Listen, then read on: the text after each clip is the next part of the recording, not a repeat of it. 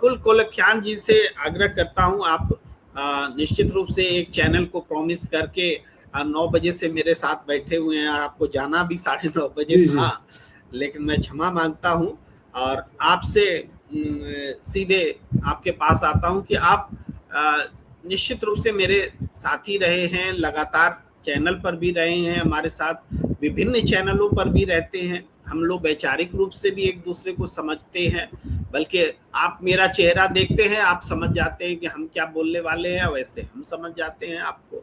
तो आज अब ज्यादा कुछ नहीं बोलना है, बस ये जो है कि एक ऐसी स्थिति जो बनी है, ये स्थिति यहीं पर खत्म होगी कि इसका और भी डायमेंशन बड़ा होने वाला है और खतरनाक होने वाला है।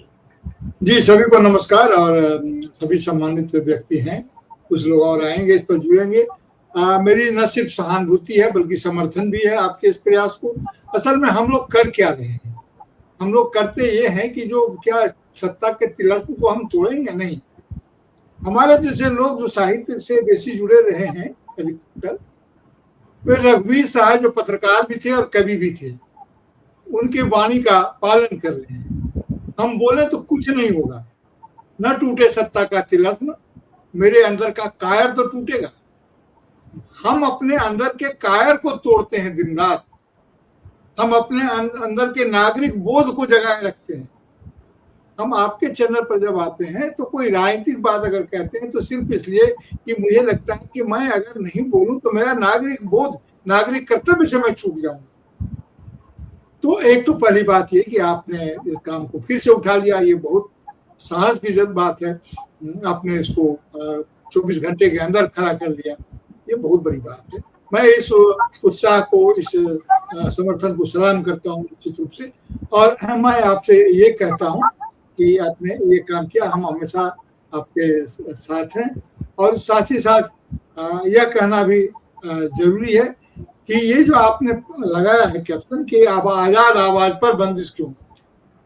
आजाद आवाज पर बंदिश इसलिए ताकि उस श्रृंखल आवाजों को शह मिले, उस श्रृंखल आवाजों को ताकत पहुंचाने के लिए आजाद आवाज पर बंदिश लगाने की पुरानी परंपरा है। मैं मुक्तिबोध को याद करता हूँ। मुक्तिबोध ने कहा था कि उठाने ही होंगे अब अभिव्यक्ति के सब खतरे, तोड़ने ही होंगे गढ़ और मठ सब। ये लड़ाई सनातन लड़ाई है। उनकी कविता अंधेरे में से ये पंक्ति ली गई है मुक्तिबोध की। तो उनके प्रति, मुक्तिबोध के प्रति जो हमारे रहे हैं, उनके प्रति भी आभार। और आप इसी तरह संघर्ष करते रहें और जब भी हमारी जरूरत हो हमें अवसर भी देते रहें, पुकारते भी रहें। सलाम आपको, सलाम आपके उद्यम को, सलाम सर जी। इससे पहले कि मैं अशोक इजाजत के पास, तो हाँ बिल्कुल, आप दूसरे चैनल पर आपने कमिटमेंट दिया हुआ है, आप प्लीज चले जाएं। उस चैनल को आपकी जरूरत है। और बहुत बहुत आभार प्रफुल्ल जी, हम फिर बात बैठेंगे, फिर बात करेंगे।